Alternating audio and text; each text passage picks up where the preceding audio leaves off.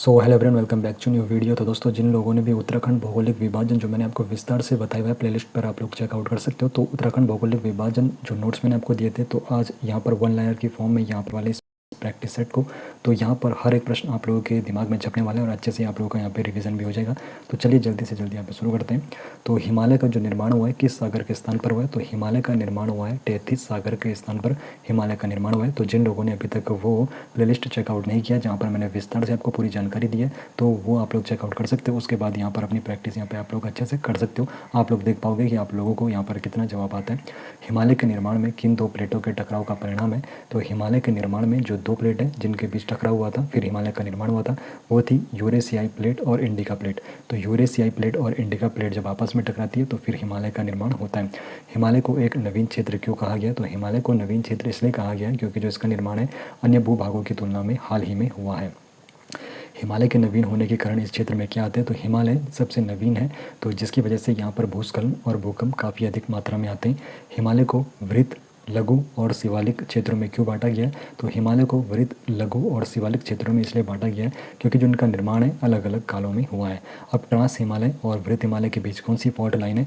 तो ट्रांस हिमालय और वृत्त हिमालय, जिसको महान हिमालय और मुख्य हिमालय के नाम से भी जाना जाता है, तो ट्रांस हिमालय और वृत्त हिमालय के बीच जो फॉल्ट लाइन है उसको कहते हैं इंडो सांगपोब्रंस, या फिर इसको सचर जोन या फिर हिंज लाइन कहते हैं। इंडो सांगपोब्रंस या फिर सचर जोन या फिर हिंज लाइन। आगे बढ़ने से पहले आपको बताना चाहता हूँ, अगर आप लोग हमें फाइनेंशियली सपोर्ट करना चाहते हो तो आप लोग इस QR कोड को स्कैन करके सपोर्ट कर सकते हो, और हम आप लोगों के लिए और भी बेहतरीन प्रैक्टिस सेट यहाँ पर बनाने वाले हैं। वृत्त हिमालय और मध्य हिमालय के बीच कौन सी फॉल्ट लाइन है? तो वृत्त हिमालय, जिसको महान हिमालय और मुख्य हिमालय के नाम से भी जानते हैं, मध्य हिमालय जिसको लघु हिमालय के नाम से भी जानते हैं। तो वृत्त हिमालय और जो मध्य हिमालय, तो इनके बीच जो फॉल्ट लाइन है उसको कहते हैं MCT, यानी कि मेन सेंट्रल थ्रस्ट, यानी कि हिंदी में कहें तो मुख्य केंद्रीय भ्रंश इसको कहते हैं। इंग्लिश में कहेंगे मेन सेंट्रल थ्रस्ट और हिंदी में कहेंगे मुख्य केंद्रीय भ्रंश कहेंगे, जो इनके बीच फॉल्ट लाइन है वृत्त हिमालय और मध्य हिमालय। मध्य हिमालय जिसको लघु हिमालय के नाम से भी जानते हैं। मध्य हिमालय और शिवालिक क्षेत्र के बीच कौन सी फॉल्ट लाइन है? तो मध्य हिमालय, जिसको लघु हिमालय के नाम से भी जानते हैं, और शिवालिक क्षेत्र, तो यहाँ पर मध्य हिमालय और शिवालिक क्षेत्र के बीच जो फॉल्ट लाइन है उसको कहते हैं MBT, main boundary thrust. MBT, main boundary thrust या फिर मुख्य सीमा भ्रंश, इसको हिंदी में कहते हैं मुख्य सीमा भ्रंश। शिवालिक क्षेत्र और भाबर क्षेत्र के बीच कौन सी फॉल्ट लाइन है? तो शिवालिक क्षेत्र और भाबर क्षेत्र के बीच जो फॉल्ट लाइन है उसका नाम है HFF, Himalayan front fault. Himalayan front fault और हिंदी में हिमालय अग्रसीमा। तो इसको कहेंगे जो शिवालिक क्षेत्र और भाबर क्षेत्र के बीच जो फॉल्ट लाइन है उसको कहेंगे HFF, हिमालयन फ्रंट फॉल्ट या फिर हिमालय अग्रसीमा। ट्रांस हिमालय को हिमालय का भाग क्यों नहीं माना जाता है? तो ट्रांस हिमालय को हिमालय का भाग इसलिए नहीं माना जाता क्योंकि यह हिमालय के पार स्थित है। ये कहाँ पर है ये मैंने आपको विस्तार से बताया हुआ है, जहाँ पर नोट्स आपको दिए हैं। ट्रांस हिमालय की औसत चौड़ाई कितनी? तो जो यहाँ पर वन लाइनर बता रहा हूँ, तो डायरेक्ट प्रश्न इसी प्रकार बनने वाले। तो ट्रांस हिमालय की औसत चौड़ाई कितनी? तो ट्रांस हिमालय की जो औसत चौड़ाई है वो 20 से 30 किलोमीटर है। ट्रांस हिमालय की औसत ऊंचाई कितनी है? तो औसत ऊंचाई ट्रांस हिमालय की 2500 मीटर से लेकर 3500 मीटर ट्रांस हिमालय की औसत ऊंचाई है। ट्रांस हिमालय क्षेत्र उत्तराखंड के किन जिलों में फैला हुआ है? तो ट्रांस हिमालय जो क्षेत्र है उत्तराखंड के 3 जिलों में फैला हुआ है। एक ही आपका उत्तरकाशी, चमोली और पिथौरागढ़।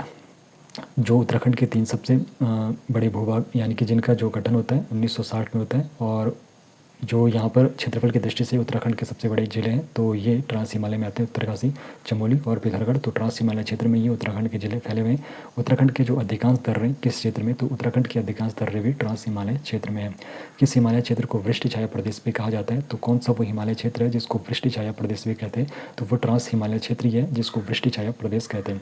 वृत्त हिमालय की औसत चौड़ाई कितनी है? तो अभी तक आप लोगों ने देखा ट्रांस हिमालय की औसत चौड़ाई 20 से 30 क्या थी किलोमीटर, और अब यहाँ पर पूछ रहे वृत्त हिमालय, जिसको किस नाम से भी जाना जाता है? वृत्त हिमालय को महान हिमालय और मुख्य हिमालय के नाम से भी जाना जाता है। तो वृत्त हिमालय की जो औसत चौड़ाई है तो 15 से 30 किलोमीटर इनकी क्या है औसत चौड़ाई। औसत चौड़ाई 15 से 30 किलोमीटर वृत्त हिमालय की क्या है औसत चौड़ाई। ट्रांस हिमालय की कितनी? 20 से 30 किलोमीटर। अब वृत्त हिमालय की औसत ऊंचाई पूछी गई है, तो वृत्त हिमालय की जो औसत ऊंचाई है तो 4500 मीटर से लेकर 7817 मीटर वृत्त हिमालय की औसत ऊंचाई है। ट्रांस हिमालय की 2500 मीटर से लेकर 3500 मीटर है। वृत्त हिमालय की 4500 मीटर से लेकर 7817 मीटर तक वृत्त हिमालय की औसत ऊंचाई है। उत्तराखंड की जो सबसे ऊंची चोटी है, यानी कि कौन सी? नंदा देवी पश्चिमी। तो उत्तराखंड की सबसे ऊंची चोटी कौन सी है? नंदा देवी पश्चिमी उत्तराखंड की सबसे ऊंची चोटी है। तो ये किस हिमालय क्षेत्र में आती है?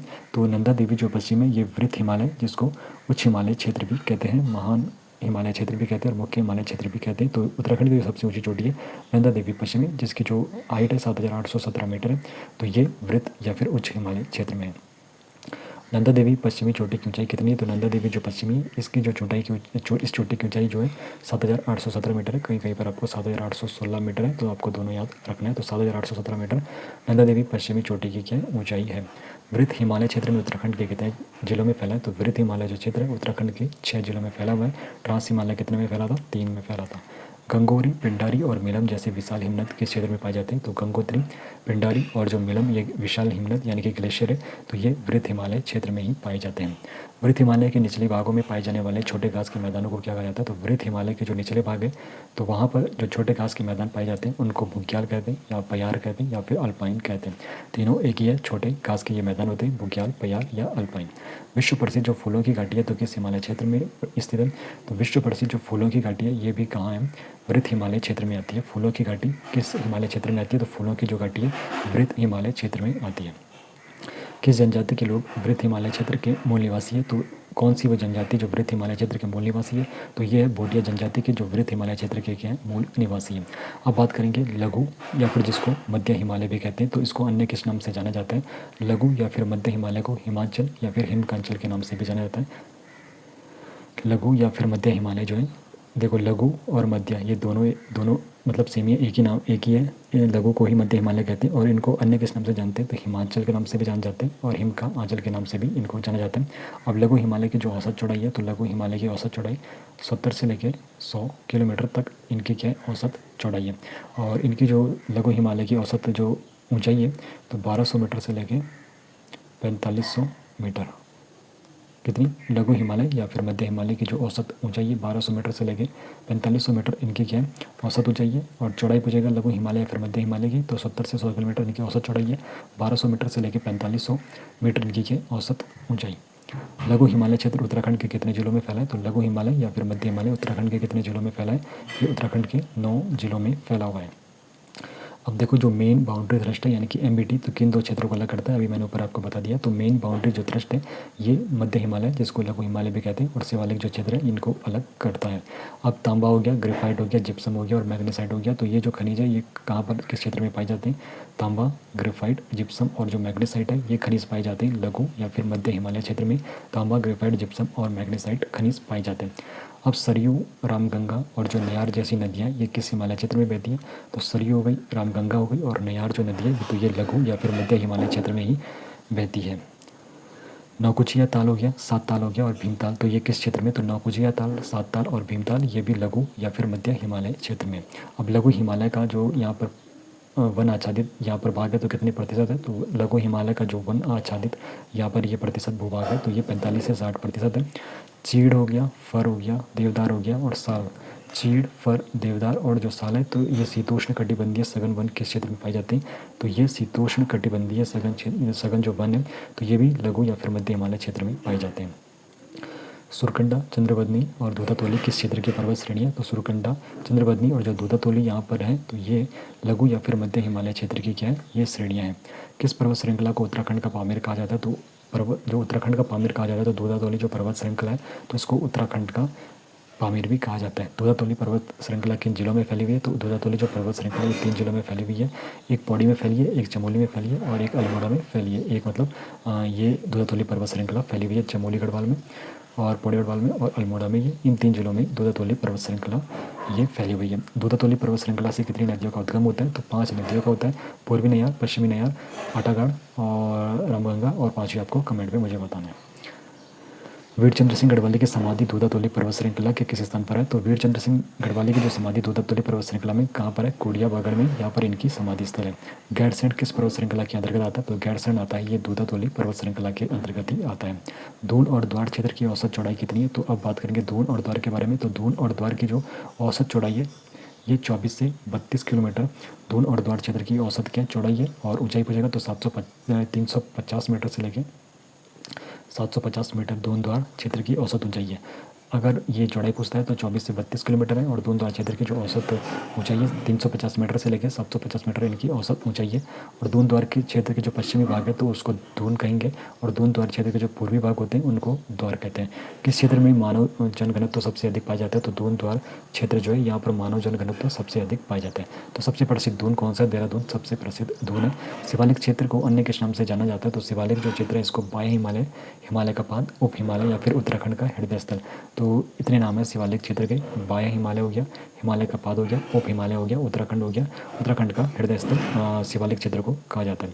प्राचीन ग्रंथों में शिवालिक क्षेत्र को क्या कहा गया है? तो प्राचीन ग्रंथों में शिवालिक क्षेत्र को मैनाक पर्वत कहा गया है। शिवालिक क्षेत्र की जो औसत चौड़ाई है तो 10 से 15 किलोमीटर शिवालिक क्षेत्र की क्या है? औसत चौड़ाई शिवालिक क्षेत्र की 10 से 15 किलोमीटर है। शिवालिक क्षेत्र की जो औसत ऊंचाई है 700 मीटर से लेकर 1200 मीटर, 700 मीटर से लेकर 1200 मीटर जो औसत ऊंचाई है शिवालिक क्षेत्र की, तो 700 मीटर से लेकर 1200 मीटर इसकी औसत ऊंचाई है। और चौड़ाई पूछेगा तो 10 से 15 किलोमीटर इसकी क्या है? औसत चौड़ाई है। और ऊंचाई पूछेगा तो 700 से 1200 मीटर इसकी औसत ऊंचाई है। अब हिमालय का जो सबसे नवीन भाग है तो हिमालय का सबसे नवीन भाग शिवालिक क्षेत्र है। किस हिमालयी क्षेत्र में जीवाश्म भी मिलते हैं? तो वो हिमालय क्षेत्र कौन सा है जहाँ पर जीवाश्म मिलते हैं? तो वो शिवालिक क्षेत्र ही है। शिवालिक क्षेत्र में औसत वार्षिक वर्षा कितनी होती है? तो शिवालिक क्षेत्र में जो औसत वार्षिक वर्षा होती है 200 से 250 सेंटीमीटर शिवालिक क्षेत्र में औसत वार्षिक वर्षा होती है। किस क्षेत्र की भूमि उबड़ खाबड़ और मोटे मोटे कंकड़ वाली होती है? तो भाबर क्षेत्र जो है, तो यहाँ की जो भूमि उबड़ खाबड़ और मोटे कंकड़ वाली होती है। किस क्षेत्र की नदियाँ अदृश्य होकर बहती है? तो भाबर क्षेत्र में जो नदियाँ होती है वो अदृश्य होकर बहती है। भाबर क्षेत्र किस प्रकार की खेती के लिए अनुपयुक्त है? तो भाबर क्षेत्र जो है ये कृषि के लिए अनुपयुक्त है। भाबर क्षेत्र उत्तराखंड के किन जिलों में? तो पौड़ी गढ़वाल और नैनीताल के यहाँ पर कुछ भाग आते हैं भाबर क्षेत्र में। तराई क्षेत्र का जो विस्तार है कितने किलोमीटर तक है? तो तराई क्षेत्र का जो विस्तार है 20 से 30 किलोमीटर तक है। अब तराई क्षेत्र किस प्रकार की खेती के लिए उपयुक्त है? तो तराई जो क्षेत्र है ये कृषि के लिए काफ़ी ज़्यादा यहाँ पर उपजाऊ होता है। धान और गन्ने जैसी अधिक पानी जाने वाली फसलें किस क्षेत्र में उगाई जाती है? तो ये तराई क्षेत्र में उगाई जाती है। पाताल तोड़ कुएं कहाँ पाए जाते हैं? तो पाताल तोड़ जो कुएं ये तराई क्षेत्र में पाए जाते हैं। तराई क्षेत्र उत्तराखंड के किन जिलों में? तो तराई क्षेत्र जो है ये हरिद्वार हो गया, पौड़ी गढ़वाल हो गया, नैनीताल हो गया, उधम सिंह नगर, तो इनके जो कुछ इलाके आते हैं तो ये तराई क्षेत्र में आते हैं। गंगा के जो मैदानी क्षेत्र है तो इनकी मिट्टी कैसी होती है? तो गंगा का जो मैदानी क्षेत्र है तो इसकी जो मिट्टी होती है 2 प्रकार की होती है। एक होती है बांगर जो कि पुरानी जलोढ़ मिट्टी होती है, और एक होती है खादर जो कि नवीन जलोढ़ मिट्टी होती है। गंगा के मैदानी क्षेत्र में कौन सी फसलें उगाई जाती है? तो गंगा का जो मैदानी क्षेत्र है तो वहाँ पर धान, गेहूँ और गन्ना, धान, गेहूँ और गन्ना ये फसलें उगाई जाती है। उत्तराखंड किस गोलार्ध में स्थित है? तो उत्तराखंड जो है उत्तर पूर्वी गोलार्ध में स्थित है। उत्तराखंड का उत्तरी अक्षांश विस्तार कितना है? तो उत्तराखंड का जो उत्तरी अक्षांश विस्तार है ये 28 डिग्री 43 मिनट से लेकर ये 31 डिग्री 27 मिनट तक है। 28 डिग्री 43 मिनट से लेकर 31 डिग्री 27 मिनट तक उत्तरी अक्षांश विस्तार उत्तराखंड का है। और पूर्वी देशांतर विस्तार पूछेगा तो पूर्वी देशांतर जो विस्तार है 77 डिग्री 34 मिनट से लेकर 81 डिग्री 2 मिनट तक इसका पूर्वी देशांतर विस्तार है। उत्तराखंड का आकार कैसा है? तो इसका जो आकार है आयताकार है। उत्तराखंड की जो लंबाई है पूर्व से पश्चिम यानी कि ये आपका ईस्ट हो गया, ये आपका वेस्ट हो गया, तो पूर्व से पश्चिम की तरफ ये 358 किलोमीटर है, और उत्तर से दक्षिण यानी कि ये आपका नॉर्थ है और ये आपका साउथ है तो ये 320 किलोमीटर है। तो उत्तराखंड की जो लंबाई है पूर्व से पश्चिम की तरफ 358 किलोमीटर है, और उत्तराखंड की जो चौड़ाई है उत्तर से दक्षिण की तरफ 320 किलोमीटर है। उत्तराखंड का कुल क्षेत्रफल कितना है? तो उत्तराखंड का जो कुल क्षेत्रफल है 53,483 वर्ग किलोमीटर उत्तराखंड का कुल क्षेत्रफल है। उत्तराखंड का जो पर्वतीय क्षेत्रफल है तो कितना है? तो उत्तराखंड का जो पर्वतीय क्षेत्रफल है 46,353 वर्ग किलोमीटर, 46,353 वर्ग किलोमीटर उत्तराखंड का क्या पर्वतीय क्षेत्रफल है 46,353 वर्ग किलोमीटर। और जो उत्तराखंड का मैदानी क्षेत्रफल है 7,448 वर्ग किलोमीटर, तो 7,448 वर्ग किलोमीटर क्या है उत्तराखंड का मैदानी क्षेत्रफल है। और 43,365 क्या है? 43,353 क्या है? 46 तो उत्तराखंड का देखो पर्वतीय क्षेत्रफल कितना है 46,353 वर्ग किलोमीटर, 46,353 वर्ग किलोमीटर ये उत्तराखंड का पर्वतीय क्षेत्रफल है। और 7,448 वर्ग किलोमीटर ये उत्तराखंड का क्या मैदानी क्षेत्रफल है। अब उत्तराखंड का जो पर्वतीय क्षेत्रफल है कुल क्षेत्रफल का कितना प्रतिशत है? तो उत्तराखंड का जो पर्वतीय क्षेत्रफल है कुल क्षेत्रफल का ये 86.07% है। उत्तराखंड का जो पर्वतीय क्षेत्रफल है कुल क्षेत्रफल का 86.07% है। और उत्तराखंड का जो मैदानी क्षेत्रफल है कुल क्षेत्रफल का 13.93% है, 13.93% है। उत्तराखंड का क्षेत्रफल भारत के कुल क्षेत्रफल का कितना प्रतिशत है? तो उत्तराखंड का जो क्षेत्रफल है भारत का जो कुल क्षेत्रफल है उसका 1.69% है। उत्तराखंड की कुल अंतर्राष्ट्रीय सीमा की लंबाई कितनी है? तो उत्तराखंड की जो अंतर्राष्ट्रीय सीमा है इसकी लंबाई 625 किलोमीटर है कुल यहाँ पर पूछी है, जिसमें तिब्बत, चीन और नेपाल आ गया। उत्तराखंड के पूर्व में किस देश से अंतर्राष्ट्रीय सीमा लगती है? तो पूर्व में नेपाल के साथ अंतर्राष्ट्रीय सीमा लगती है। नेपाल के साथ उत्तराखंड की सीमा कितनी लंबी है? तो नेपाल के साथ जो सीमा साझा होती है भारत की 275 किलोमीटर, उत्तराखंड की नेपाल के साथ जो सीमा साझा होती है उत्तराखंड की तो 275 किलोमीटर होती है। और चीन के साथ 350 किलोमीटर होती है। चीन यानी कि जिसमें तिब्बत होगा, तिब्बत ऑक्यूपाइड बाई चीन, तो वो होगा 350 किलोमीटर। नेपाल के साथ उत्तराखंड के कौन से जिले सीमा बनाते हैं? एक आपका पिथौरागढ़ हो गया, एक आपका चंपावत हो गया, एक आपका उधम सिंह नगर हो गया। तो ये 3 जिले जो नेपाल के साथ सीमा बनाते हैं। नेपाल के साथ उत्तराखंड की प्राकृतिक सीमा कौन सी नदी बनाती है? तो नेपाल के साथ जो उत्तराखंड की प्राकृतिक सीमा बनती है तो ये काली नदी बनाती है। उत्तराखंड के उत्तर में किस देश से अंतर्राष्ट्रीय सीमा लगती है? तो उत्तर से पूछा है, तो उत्तराखंड के उत्तर में किस देश से अंतर्राष्ट्रीय सीमा लगती है? तो चीन और तिब्बत से लगती है। और चीन तिब्बत के साथ उत्तराखंड की सीमा की लंबाई कितनी? तो 350 किलोमीटर चीन और तिब्बत के साथ है। नेपाल के साथ 275 किलोमीटर, कुल मिलाकर 625 किलोमीटर इंटरनेशनल क्या लगती है? बाउंड्री लगती है। चीन तिब्बत के साथ उत्तराखंड के कौन से जिले सीमा बनाते हैं? तो चीन और तिब्बत के साथ उत्तराखंड के 3 सबसे बड़े जिले जो है उत्तराखंड के ये सीमा बनाते हैं, उत्तरकाशी, चमोली और पिथौरागढ़। कौन सा जिला सर्वाधिक अंतर्राष्ट्रीय सीमा बनाता है? तो पिथौरागढ़ जो है ये सर्वाधिक अंतर्राष्ट्रीय सीमा बनाता है। ये चीन तिब्बत और नेपाल दोनों के साथ अंतर्राष्ट्रीय सीमा बनाता है। उत्तराखंड के पश्चिम में किस राज्य से सीमा लगती है? तो उत्तराखंड का जो पश्चिमी इलाका है तो ये किस राज्य से सीमा लगाता है? तो हिमाचल प्रदेश के साथ उत्तराखंड पश्चिम में सीमा लगाता है।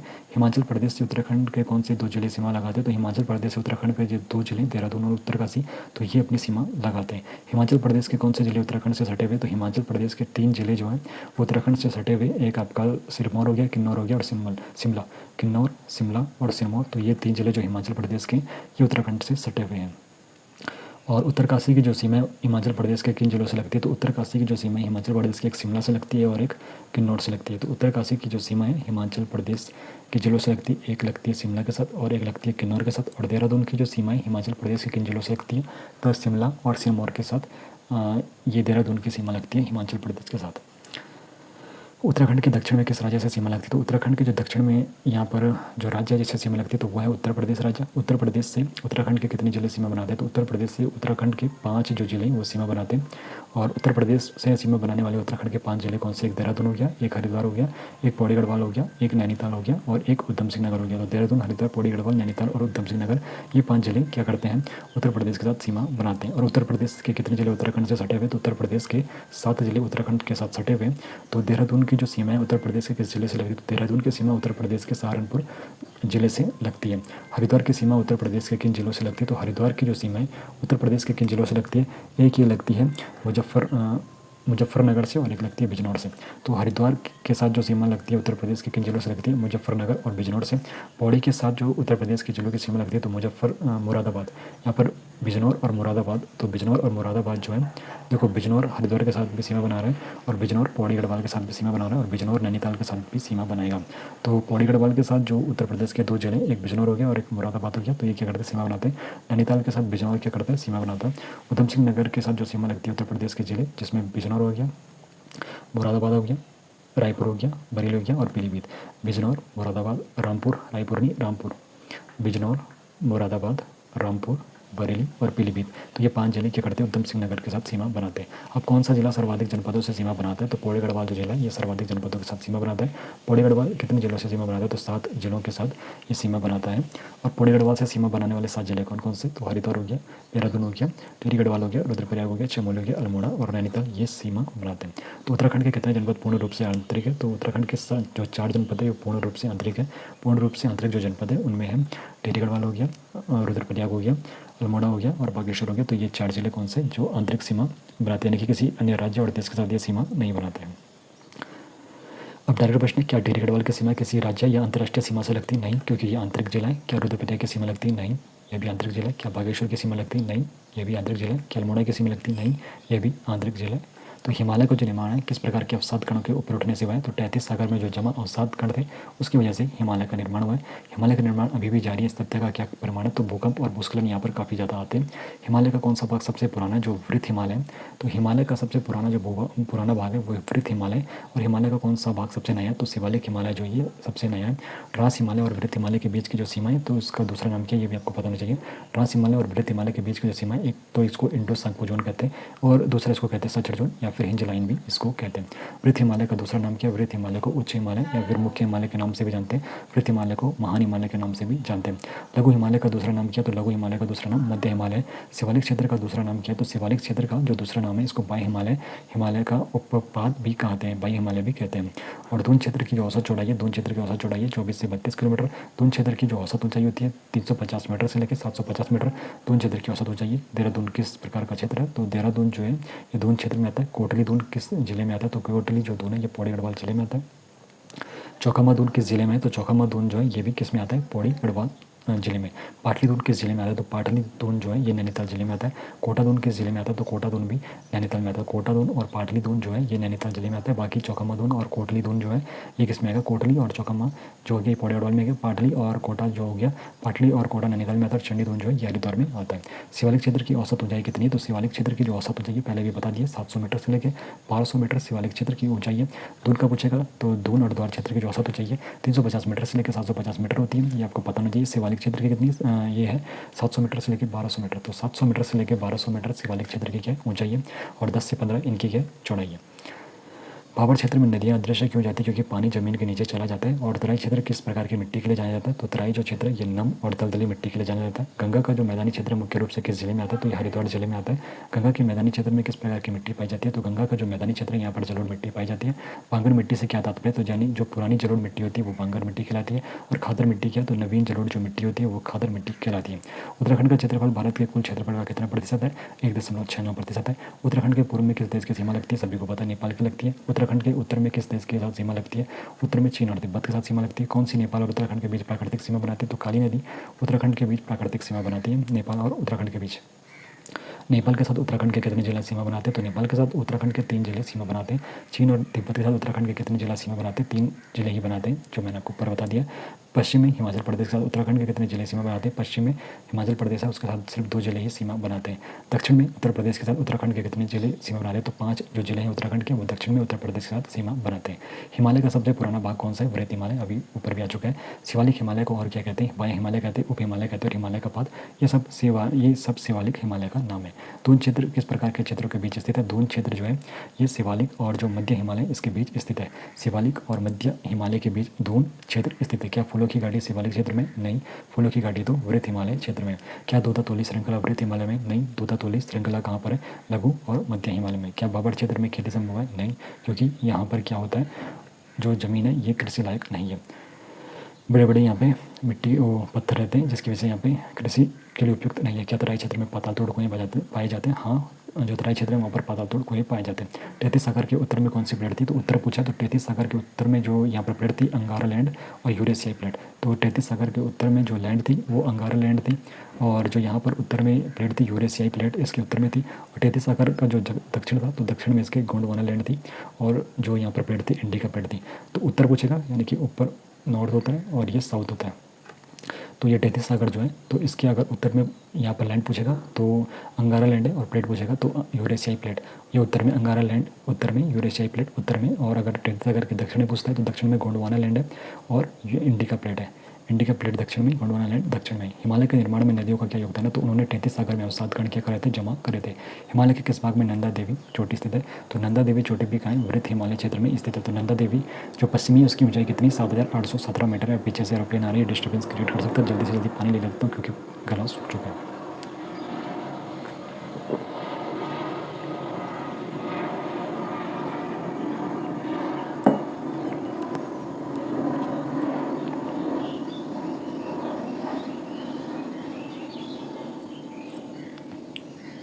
वृहत हिमालय क्षेत्र में कौन सी जनजाति रहती है? तो वृहत हिमालय जो क्षेत्र है यहाँ पर बोडिया जनजाति रहती है। लघु हिमालय में कौन से खनिज पाए जाते हैं? तांबा पाया जाता है, ग्रेफाइट, जिप्सम और मैग्नेसाइट लघु हिमालय क्षेत्र में पाए जाते हैं। उत्तराखंड के किस क्षेत्र में सबसे अधिक जनघनत्व है? तो दून और द्वार जो क्षेत्र है यहाँ पर सबसे ज़्यादा जनघनत्व है। शिवालिक क्षेत्र में जीवाश्म क्यों मिलते हैं? क्योंकि यह हिमालय का सबसे क्या है? नवीन भाग है। गंगा का जो मैदानी क्षेत्र है उत्तराखंड के कहाँ है? दक्षिणी हरिद्वार में गंगा का मैदानी क्षेत्र आता है।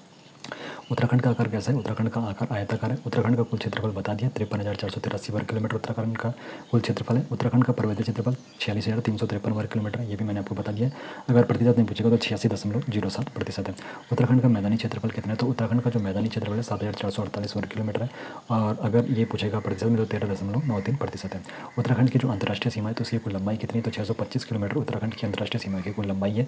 नेपाल के साथ उत्तराखंड की सीमा की लंबाई कितनी है? तो नेपाल के साथ जो उत्तराखंड की सीमा लगती है 275 किलोमीटर की लगती है। चीन और तिब्बत के साथ 350 किलोमीटर की लगती है। उत्तराखंड का कौन सा जिला चीन, तिब्बत और नेपाल दोनों के साथ सीमा बनाता है? तो वो है पिथौरागढ़ जिला। उत्तराखंड का कौन सा जिला सर्वाधिक जिलों से सीमा बनाता है? तो ये बनाता है पौड़ी गढ़वाल, 7 जिलों के साथ ये सीमा बनाता है। उत्तराखंड के कितने जिले पूर्ण रूप से आंतरिक है? 4 जिले पूर्ण रूप से आंतरिक है, जिसमें टिहरी गढ़वाल, रुद्रप्रयाग, अल्मोड़ा और बागेश्वर है। टेती सागर के उत्तर में कौन सा भूखंड है? भूखंड पूछा है तो टेती सागर का उत्तर पूछा है तो अंगारा जो लैंड है ये टेती सागर के उत्तर में भूखंड है, और प्लेट पूछेगा तो यूरेशियाई प्लेट है। टेती सागर के दक्षिण में कौन सा भूखंड है? भूखंड पूछा है तो टेती सागर का दक्षिण पूछा है तो दक्षिण में गोंडवाना लैंड है, और प्लेट पूछेगा तो इंडिका प्लेट है। और हिमालय के निर्माण की जो प्रक्रिया है उसको क्या कहते हैं? प्लेट विवर्तनिकी की। तो प्लेट विवर्तनिकी हिमालय के निर्माण की प्रक्रिया को कहते हैं। वृत्त हिमालय और जो मध्य हिमालय तो इनको कौन सी भ्रंश रेखा अलग करती है? तो वृत्त हिमालय और जो मध्य हिमालय तो इनको एमसीटी करती है, मुख्य केंद्रीय भ्रंश, मेन सेंट्रल थ्रस्ट, जो यहाँ पर फॉल्ट लाइन, तो इसको कहते हैं जो वृत्त हिमालय और मध्य हिमालय को अलग करती है। तो मध्य हिमालय और शिवालिक क्षेत्र को कौन सी भ्रंश रेखा अलग करती है? मध्य हिमालय, जिसको लघु हिमालय भी कहते हैं, और शिवालिक क्षेत्र तो इनको जो अलग करती है वो है MBT, मेन बाउंड्री थ्रस्ट, यानी कि मुख्य सीमा भ्रंश उसको कहते हैं। शिवालिक और बाबर क्षेत्र को कौन सी करती है? उसको करती है Himalayan front fault, HFF, Himalaya अग्रसीमा। उत्तराखंड के किस भौगोलिक क्षेत्र को हिमालय के पार कहा जाता है? तो हिमालय के जो पार वाला क्षेत्र है वो ट्रांस हिमालय क्षेत्र है। अब वृत्त हिमालय की औसत ऊंचाई कितनी है? 4500 मीटर से लेकर 7817 मीटर तक। लघु हिमालय की औसत चौड़ाई कितनी है? तो लघु हिमालय पूछा है तो लघु हिमालय को मध्य हिमालय भी कहते हैं। तो लघु हिमालय की जो औसत चौड़ाई है 70 से 100 किलोमीटर है। और अगर लघु हिमालय की ऊंचाई पूछेगा तो ऊंचाई इसकी कितनी है? लघु हिमालय की 1200 से 4500 मीटर है। दून क्षेत्र की औसत ऊंचाई कितनी है? तो दून क्षेत्र की औसत ऊंचाई ये है, दून क्षेत्र की पूछ रहा है तो यहाँ पे 24 से 32 इसकी चौड़ाई है, और ऊंचाई पूछ रहा है तो 350 मीटर से लेकर 750 मीटर इसकी औसत ऊंचाई है। शिवालिक क्षेत्र की औसत वार्षिक वर्षा कितनी? तो 200 से 250 सेंटीमीटर होती है। किस क्षेत्र में नदियाँ अदृश्य हो जाती हैं? तो बाबर क्षेत्र में नदियाँ अदृश्य हो जाती है। उत्तराखंड में पाताल कुएं किस क्षेत्र में पाए जाते हैं? तराई क्षेत्र में पाए जाते हैं। उत्तराखंड का आकार कैसा है? उत्तराखंड का आकार आयताकार है। क्षेत्रफल आपको पता है 53,483 वर्ग किलोमीटर है। पर्वतीय क्षेत्रफल का कुल क्षेत्रफल का कितना प्रतिशत है? तो 86.07% पहले बता दिया। उत्तराखंड का मैदानी क्षेत्रफल कुल क्षेत्रफल का कितना प्रतिशत है? तो 13.93% है। नेपाल के साथ उत्तराखंड की सीमा कितने जिलों से लगती है? 3 जिलों से लगती है। चीन और तिब्बत के साथ भी उत्तराखंड के 3 जिले सीमा बनाते हैं। और अंतर्राष्ट्रीय मतलब जो सबसे बड़ी सीमा बनाता है वो पिथौरागढ़ जिला है, और सर्वाधिक जनपदों से सीमा बनाने वाला जिला पौड़ी गढ़वाल है। तो ये अभी यहाँ पे रिपीट हो रहे प्रश्न, तो आप लोग इनको यहाँ पे देख सकते हो। और टेती सागर के दक्षिण में गोंडवाना लैंड है और उत्तर में अंगारा लैंड है। हिमालय को किस प्रकार का पर्वत कहा जाता है? तो नवीन वलित पर्वत हिमालय को कहा जाता है। फूलों की घाटी किस हिमालय क्षेत्र में? तो वृत्त हिमालय क्षेत्र में फूलों की घाटी है। और एक्यूरेट लोकेशन पूछेगा तो चमोली गढ़वाल में है। वृत्त हिमालय के निचले भागों में छोटे जो घास के मैदान होते हैं, वृत्त हिमालय के जो निचले भाग होते हैं उनको क्या कहते हैं? उनको कहते हैं बुग्याल, या फिर कहते हैं क्या? अल्पाइन, ठीक है, या फिर पयार भी कहते हैं। और जो वृत्त हिमालय के निचले भाग में छोटे घास के मैदान होते हैं क्या होते हैं? वो बुग्याल या फिर पयार। और लघु हिमालय में पाए जाने वाले खनिज कौन से हैं? तांबा, ग्रेफाइट, जिप्सम और मैग्नीसाइट। और दूधातोली जो पर्वत श्रृंखला है तो ये किस में आती है? तो लघु और मध्य हिमालय में आती है, और इसको क्या कहते हैं? उत्तराखंड का पामीर। दूधातोली पर्वत श्रृंखला से कितनी नदियों का उद्गम होता है? 5 नदियों का उद्गम होता है। शिवालिक क्षेत्र को प्राचीन ग्रंथों में मैना कहा गया है। किस क्षेत्र में मानव जनघनत्व सबसे अधिक है? तो दून और दौड़ क्षेत्र में सबसे अधिक जनघनत्व है। बाबर क्षेत्र किस प्रकार की भूमि के लिए जाना जाता है? तो उबड़ खाबड़ और कंकड़ पत्थर वाली मिट्टी के लिए ये जाना जाता है बाबर। और तराई क्षेत्र धान और गन्ना यहाँ पर सबसे अधिक मात्रा में उगाया जाता है। गंगा का जो मैदानी क्षेत्र है यहाँ पर मुख्य रूप से धान, गेहूँ, गन्ना यहाँ पर उगाई जाती है। और अक्षांश विस्तार मैंने आपको बता दिया। उत्तरी अक्षांश कितना? 28 डिग्री 43 मिनट से लेकर 31 डिग्री 27 मिनट उत्तरी अक्षांश यहाँ पर विस्तार है। और पूर्वी देशांतर विस्तार पूछेगा तो पूर्वी देशांतर है 77 डिग्री 34 मिनट से लेकर 81 डिग्री 2 मिनट तक पूर्वी देशांतर है। उत्तराखंड की यहाँ पर मैंने आपको पूरा लंबाई और चौड़ाई विस्तार से बता दिया। लंबाई पूछेगा तो 358 किलोमीटर, चौड़ाई पूछेगा तो 320 किलोमीटर। उत्तराखंड का जो क्षेत्रफल है भारत के कुल क्षेत्रफल का 1.96% है। बाकी यहाँ पर ये सारे प्रश्न रिपीट हो रहे हैं और आगे देख लेते हैं। तो हिमाचल प्रदेश का उत्तराखंड के कितने जिले सीमा बनाते हैं? 2 जिले सीमा बनाते हैं, देहरादून और उत्तरकाशी। बाकी यहाँ पर ये भी रिपीट है, ये भी रिपीट है। और हिमालय के निर्माण में कौन सी 2 प्लेटें शामिल है? तो यूरेशियाई प्लेट जो कि टेथीस सागर के उत्तर में, और इंडिका प्लेट जो कि टेथीस सागर के दक्षिण में। हिमालय के जो नवीन होने का कारण है तो भूस्खलन और भूकंप यहाँ पर ज़्यादा आता है, जिससे हमें पता चलता है कि हिमालय का नवीन भाग है। बाकी यहाँ पर ये सारा कुछ रिपीट हो रहा है, तो ये आप लोग यहाँ पर आपको मैंने विस्तार से समझा दिया। वीर चंद्र सिंह गढ़वाली की समाधि दूधातोली श्रृंखला में कहाँ पर स्थित है? तो कोड़िया बागड़ में स्थित है। बाकी शिवालिक क्षेत्र का प्राचीन नाम आपको पता होना चाहिए, मैना पर्वत है। और बाकी यहाँ पर ये भी रिपीट है। और ये सारी इन्फॉर्मेशन तो मैंने आपको विस्तार से यहाँ पर समझा दी है। और इसमें तो मतलब अब मुझे लगता नहीं कुछ छूट रहा है। तो बाकी यहाँ पर मैंने सारे आपको जो यहाँ पर हिमालय के भाग है, जिसमें वृत्त हिमालय हो गया, आपका लघु हिमालय हो गया, आपका शिवालिक क्षेत्र हो गया, भापर, और आपका तराई क्षेत्र, गंगा का मैदानी इलाका, तो ये सारा मैंने आपको बता दिया ट्रांस हिमालय से लेके। और लास्ट मैंने जो गंगा का मैदानी क्षेत्र या फिर तराई क्षेत्र है वहाँ तक आपको बता दिया। इनकी चौड़ाई, ऊंचाई सब कुछ आपको बता दिया है। तो यहाँ पर आप लोग खुद से एक बार अच्छे से रिविज़न कर सकते हो। तो बाकी फिर से यहाँ पर रिपीट हो चुका है, जिसकी वजह से अब हम इसको यहीं पे कंप्लीट करते हैं। बाकी यहाँ पर डिस्टेंस मैंने आपको बता दिया है, किस देश के साथ कितनी सीमा साझा करता है उत्तराखंड, और अंतर्राष्ट्रीय जो यहाँ पर सीमा बनाते हैं तो उसके भी बारे में विस्तार से बता दिए। और बाकी लघु हिमालय की औसत ऊंचाई के बारे में आपको पता होना चाहिए। लघु हिमालय को मध्य हिमालय भी कहते हैं। 1200 मीटर से लेकर 4500 मीटर क्या है इनकी औसत ऊंचाई है। लघु हिमालय का अगर चौड़ाई पूछेगा तो 70 से 100 किलोमीटर तक इनकी क्या होती है, चौड़ाई होती है। बाकी मिलेंगे अगले वीडियो में, तब तक आप लोग प्ले लिस्ट से आगे अच्छे से नोट्स खुद से भी पढ़ लीजिए ताकि आप लोगों को यहाँ पर अच्छे से रिविजन हो सके। मिलते हैं नेक्स्ट वीडियो में।